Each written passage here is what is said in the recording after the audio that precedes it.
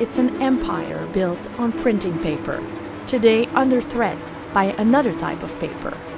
The thousands of files detailing sexual misconduct within the Jehovah's Witnesses. These people, their secrets were terrible.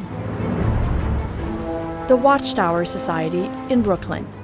Barbara Anderson spent 10 years here with her husband in the 1980s. She's one of the few women to get close to the seat of power in the Jehovah's Witnesses. It's such a wonderful life to me, and I'm so glad to be part of the Bethel family. A perfect mother and a model volunteer, Barbara Anderson quickly rose to become the WATCHTOWER Society's head researcher. On October 8, 1991, when the Church's magazine publishes a shocking article on pedophilia, she's stunned by the feedback. It was an avalanche of information, and it never happened before, and we never dreamed there were so many. Hundreds of letters from victims flooded into headquarters, causing an uproar. So many of the abusers were elders. It isn't only here in the United States, because we were hearing from people across the seas. And so I thought, what can we do about this? What can we do about this to get the governing body to understand that this is a serious problem?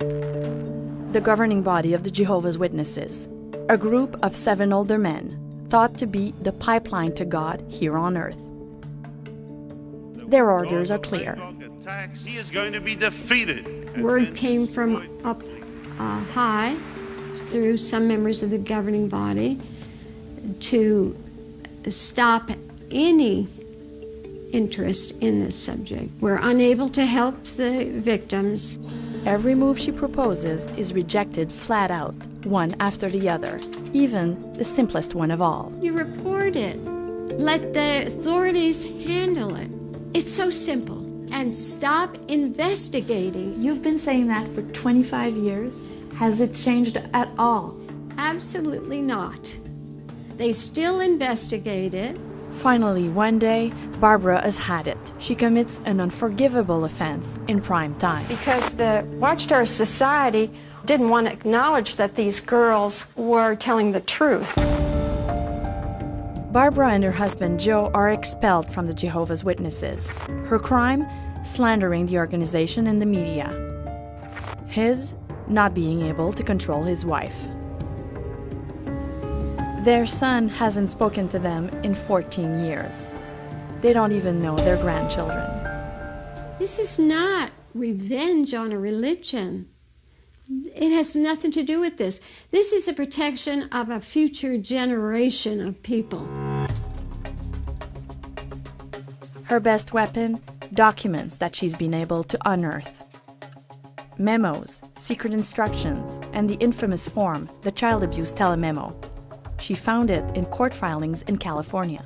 I had no idea that they had a form made up.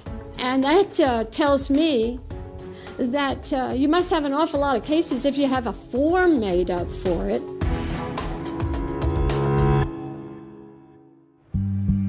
Documents chronicling the misconduct of the faithful can be found in each Kingdom Hall. Here too, in the small town of McAllister in Oklahoma.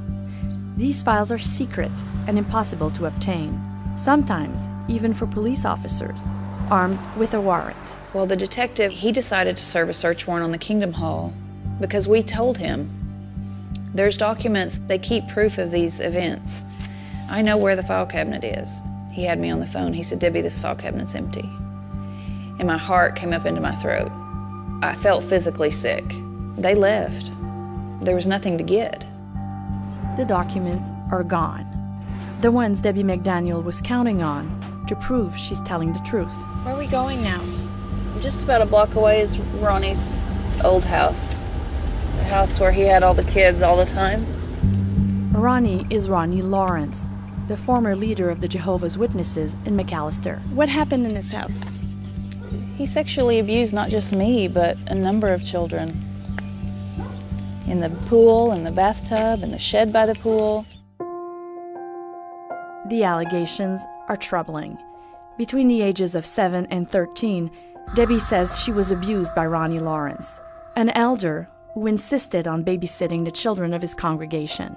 Because reporting sexual abuse within the Jehovah's Witnesses community is so rare, so are criminal convictions. We found 2 cases in Quebec.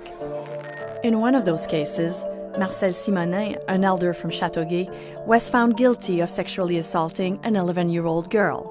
Simonin lost his place as an elder, but he was never expelled from the Jehovah's Witnesses, even with his criminal record.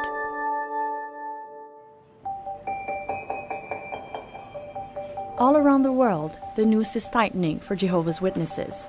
Australia is a case in point. What might be the worst cultural sexual abuse and cover-up within a church that we've ever seen. That church is the Jehovah's Witnesses. A royal commission finds 1,006 potential cases of sexual abuse detailed in files held by the Jehovah's Witnesses. How many were reported to the police? Not one was reported by the church to secular authorities. You heard right. Not one reported case out of 1,006. That left the Jehovah's Witnesses struggling to defend their actions. What ability have we got to protect every child in Australia? What you can do is you can report to the child protection authorities. And that is done in some cases. But generally it's not done, is it? No.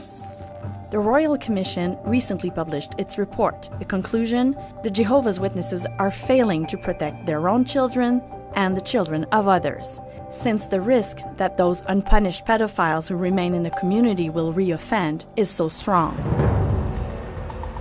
But it's in California that the Jehovah's Witnesses have paid the highest price. What happened here is, for the first time in the world, a jury found that Watchtower consciously disregarded the rights and safety of children. The instructions were, you keep these pedophiles secret. Rick Simons and his client, Candace Conti, were the first to win a sexual abuse case against the Jehovah's Witnesses. At the age of 9, Candace was molested by this man, who went preaching door to door with her.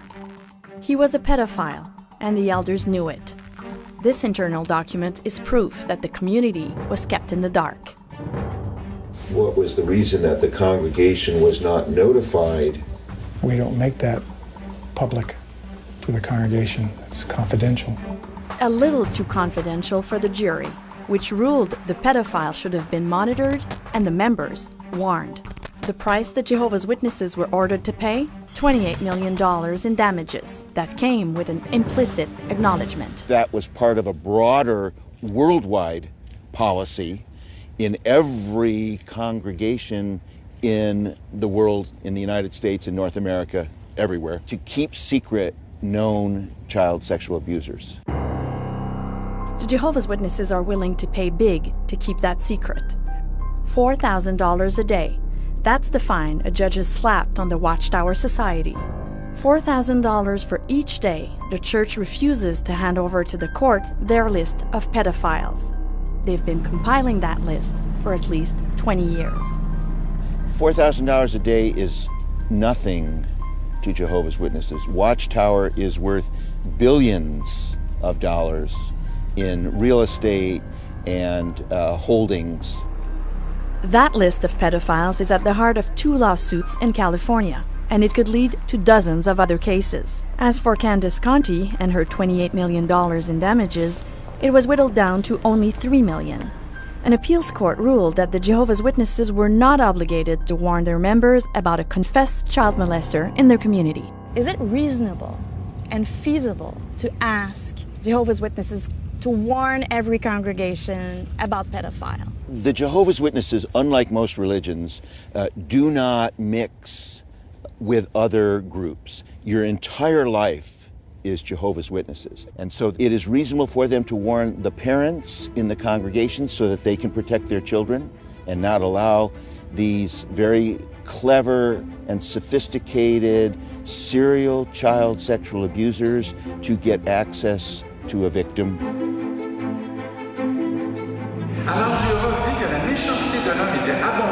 In Canada, there's been only one similar lawsuit against the Jehovah's Witnesses. A court awarded former member Vicky Bohr $5,000 for psychological damages. The Jehovah's Witnesses might be feeling the heat.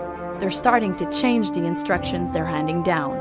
Parents will now sometimes be warned of a sexual predator in the community if he's considered dangerous. And since August 1st, a victim no longer has to confront his or her abuser face to face. C'est un show de boucan en bon québécois. C'est une image qui se donne. La chose la plus importante pour cette corporation-là, c'est leur image. We contacted the Jehovah's Witnesses Canadian headquarters outside of Toronto. They refused to answer our questions. Instead, they directed us to their website. With the policies that they have in place, where a kid can't come to you and say, I've been molested, with those policies, they have become a dangerous place to be in general. C'est la parfaite place pour un pédophile pour se cacher. J'ai peur de dire ce mot-là, mais ça peut être un paradis de pédophiles. C'est la facilité.